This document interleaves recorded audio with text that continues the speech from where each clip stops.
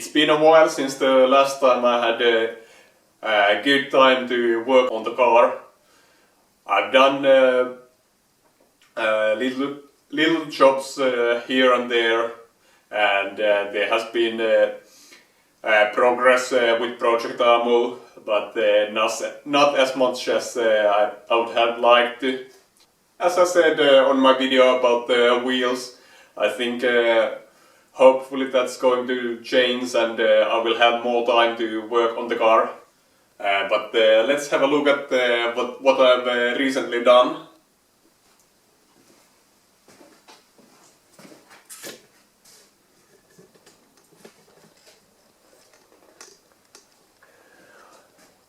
So I have the trim around the windows installed, and I have the vent windows installed. Last time you've seen the car, I had fixed rear side windows as a kind of a placeholder instead of them. The front window bottom trim is still waiting until I have the windows in. But I already have installed the window lifters, and I have the wiring looms at the doors. The ones I had were in very bad condition, so I got new wire sets for the doors.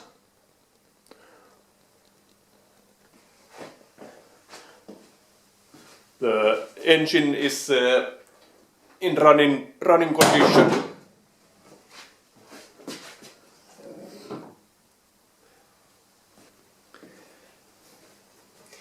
I know I said before that it's in running condition, and when I did the project introduction for Project ARMO, I would have liked to run the engine, but it turned out that when I was installing the electric cooling fan, I made a small mistake and actually earthed one half of the fuse box.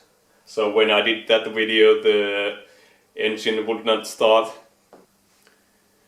I fixed that issue a while ago, and now that I have the cooling fan installed, the cooling works fine. There are still a couple of things I need to work on the engine, and today I'll be doing some of them. Here's what I'll be working on today. It came all the way from States, as they are difficult to come by, or more rare in Europe. The color of the fluid gives you a little hint of what this is related to.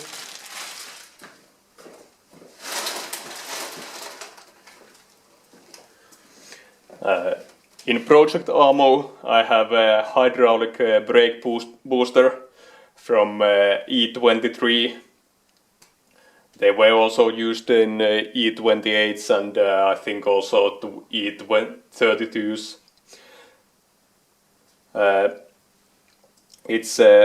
This is the pressure regulator for the hydraulic booster. So it has several ports and also a few pressure switches. Here's where the pressure comes in from the power steering pump. Most of the fluid goes right through for the power steering. This is the port that goes for power steering. A small portion of that flow is taken with a flow divider valve to charge up this pressure accumulator for the brakes. I think the pressure in this one is 20 bars. So there's also a pressure regulator that will adjust to 20 bars, and the excess fluid will come out here and flow back into reservoir. The accumulator will hold pressure for something like 3 full-on brakes. I already have a unit like this in car, but the flow divider valve seems to be stuck. It charges the pressure accumulator, no problem. When I have the engine running with the power steering pump, the power steering pump is extremely loud and heats up very quickly. I actually measured that I have no flow coming from this port, so there's no flow going to power steering. The flow divider valve is stuck, and that means that the fluid from the power steering pump is just it reaches the full pressure that the pump is able to produce, and the flow will just go back through the pressure relief valve at the pump, so it will be circulating same small amount of fluid and pumping it to full pressure that the pump can produce. I think it's 100 bar, so it's no problem that the pump is heating up.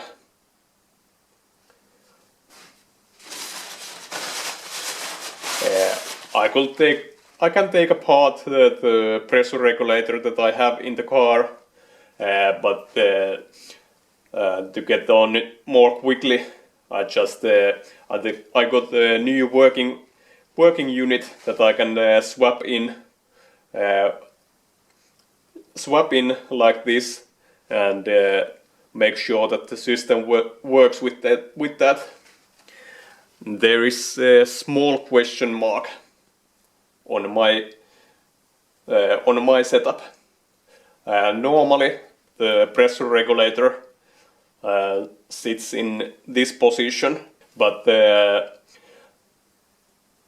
due to restrictions in space, and also for the directions of the ports, I have the unit mounted upside down.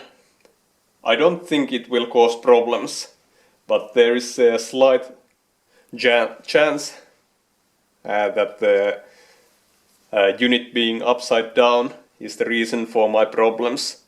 So that will I can make, when I swap in this unit, I can make sure of that. Here you can see the current setup. Down here I have the pressure regulator and the pressure accumulator, and the reservoir is here with the hoses going back and forth. The actual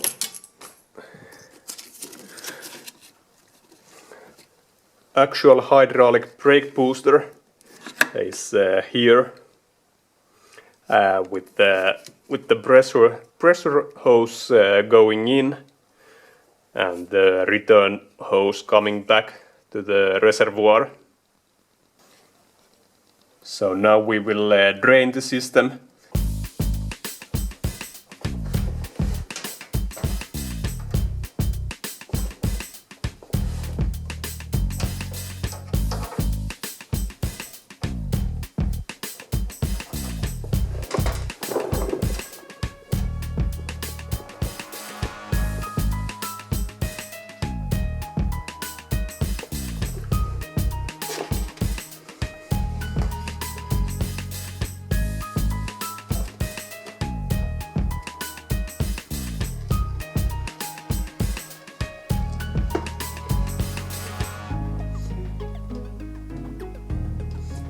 Just love the smell of ATF in the morning.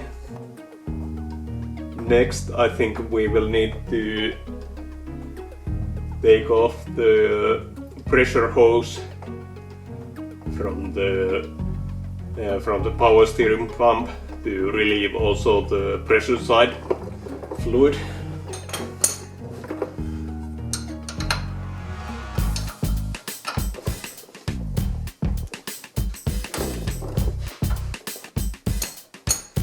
This will make a mess. Usually there's no way to avoid it.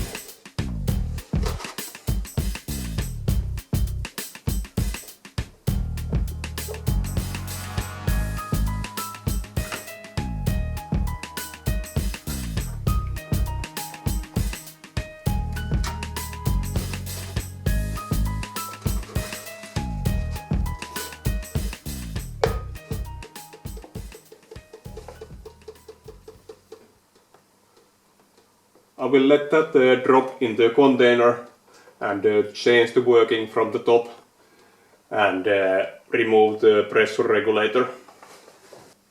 I need to remove all the hoses that are, or most of the hoses that are connected to the pressure regulator. I think I'll start with the pressure hose for the brake booster.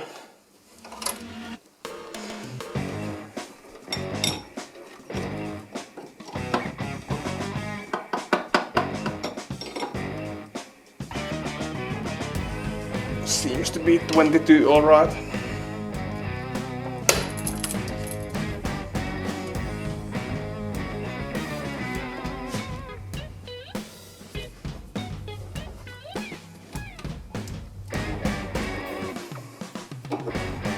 That's actually super tight.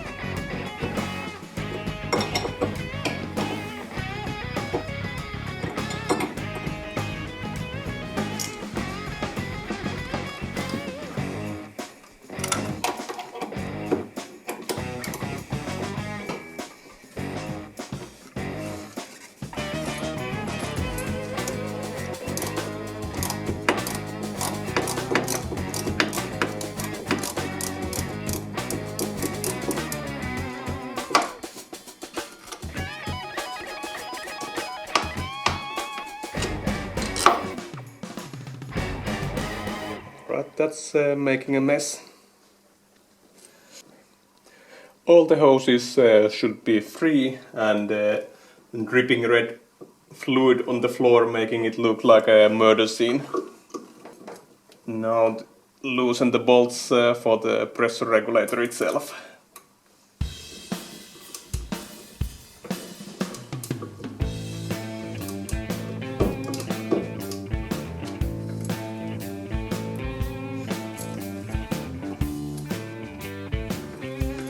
Now let's see which way I can wiggle it out from there.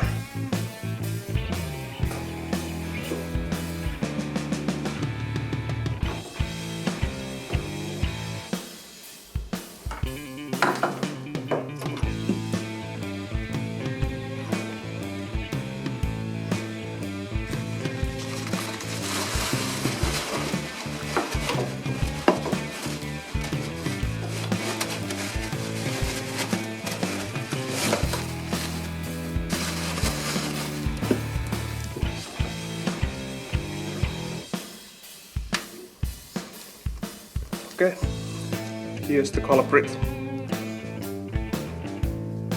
All the banjos will of course receive all new grass washers.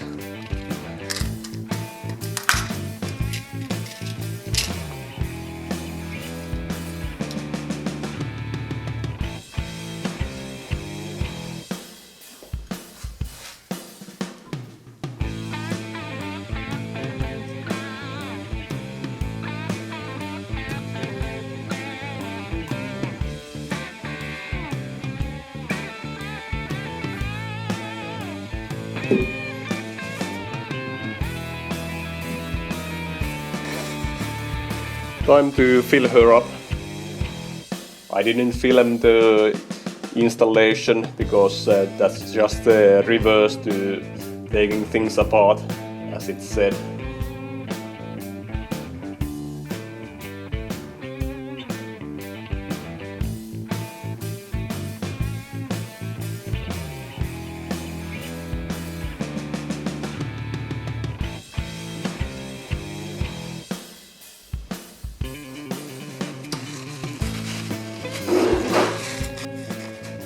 One thing I need to do is, because I've been running the engine without the power steering pump, to be able to test the engine and the electronics and such, I still need to swap in a longer belt that also includes the power steering pump.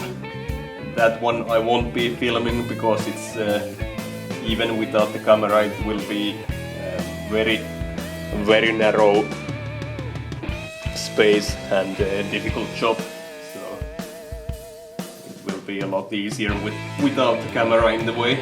At the moment I'm just spinning the power steering pump by hand to circulate the fluid a bit to get in as much fluid as possible before run the engine. Another thing that I need to work on the engine is the idle. The engine idles pretty nicely, but the RPM is a bit high, about 1300 to 1500. Basically, any car in Finland needs to have idle RPM below 1000. I suspect the reason for the problem is that I have a M52 idle control valve, and now that it's coupled with the ITBs, including the bypass needles that the ITBs have, the engine is getting more air than it's supposed to be. And even though the ICV is completely closed, there's still enough airflow that the idle RPM is too high. What I'll do is I'll try to put some kind of restriction in the connector for the ICV to see what size of opening I can use to keep the RPM at desired level. Here's the hose connection for the ICV hose, and here's a plastic plug that will fit nicely in the hose connection. So I will use this plastic plug to quickly test what size of restriction I need for the ICV inlet to smoothen out the idle.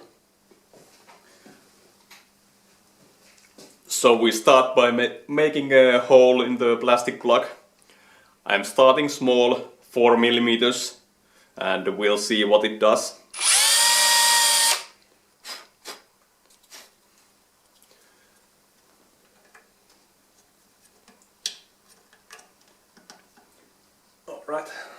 Let's see. I've done tests using different sizes of restrictions, and it seems that I need to restrict it quite a lot. I need to go as small as a 3 mm hole to keep the idle revs under 1000. It's such a small hole that the ICV will not actually do much. So during a cold start I may need to open the throttle a little bit to keep the engine running. So this will not be the final solution but this will be something to get the car running at the moment. There's actually a difference between the S50 ICV and M52 ICV. On the surface they look the same, but I suspect that the S50 ICV may have a smaller opening than the M52, or it may be more better sealed. I may buy the S50 ICV and have a look at if this problem can be solved by swapping the ICV. My initial idea of using a coin as a restrictor didn't really work, because a coin in a rubber hose doesn't want to stay this way. It wants to turn sideways. I thought it would seat neatly against the end of the hose connector, but that didn't work. So instead I'll be using this random plastic plug with a hole drilled into it. It fits the hose connector nicely and snugly. Of course I'll insert it from the bottom. Time will tell how long it stands the chemical abuse and the heat in the engine bay. There really isn't much room to work here.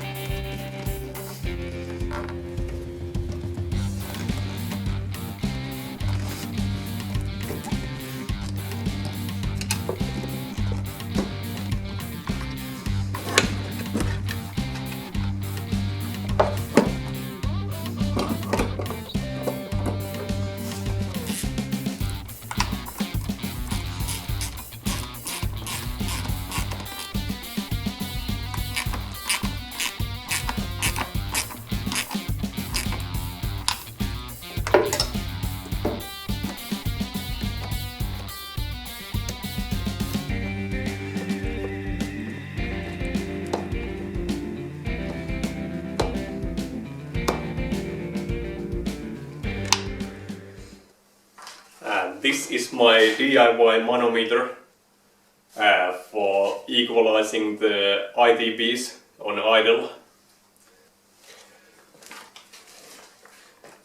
It's made of 6 transparent hoses that are all interconnected at the bottom, and they are filled with ethanol and food coloring.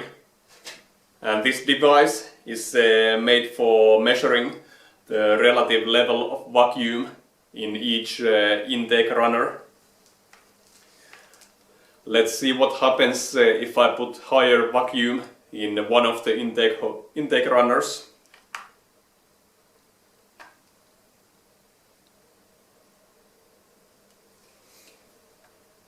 The fluid column in that runner goes up and the other ones go down.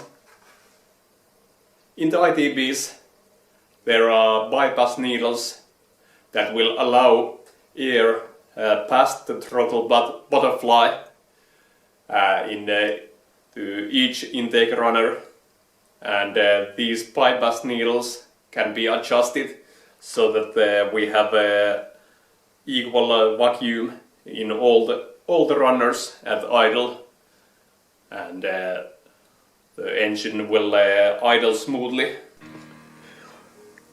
On the ITBs there are these smaller rubber caps, and there's a measuring port under each rubber cap.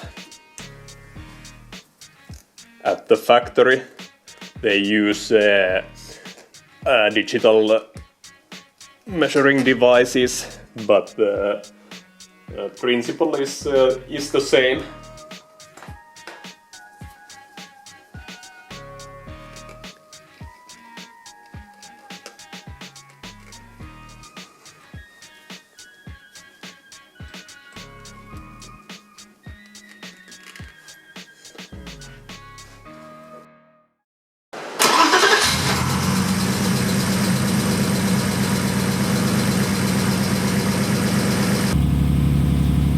there is some oscillation, but we can see that the cylinders 2 and 5 have higher level of vacuum than the rest.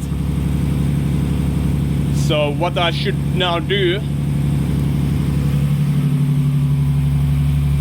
is either open up the bypass needles at these cylinders or close down all the rest if they are not already closed.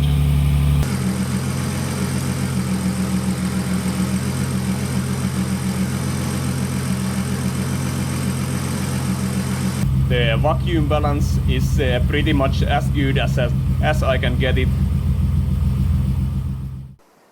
I even put in the driver's seat. For once I don't need to do the vroom vroom noises myself.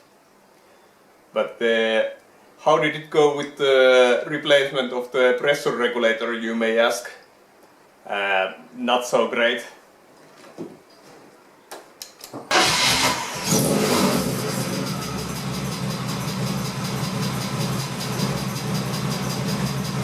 Fault is not constant as it was before.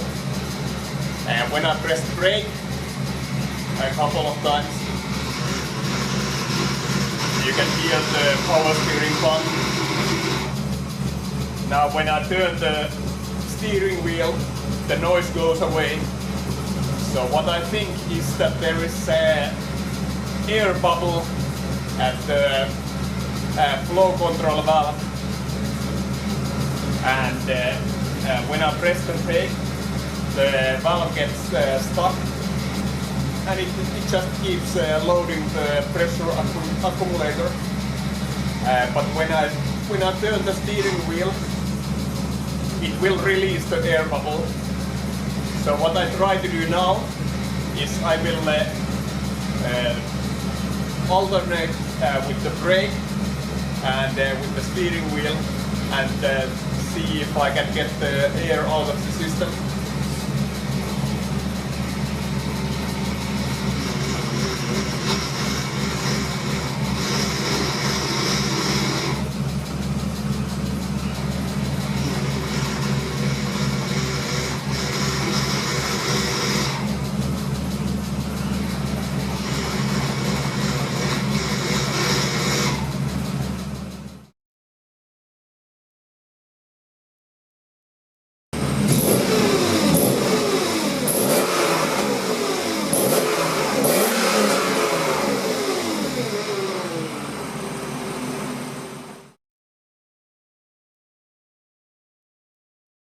I just arrived at the shop with something pretty nice with me.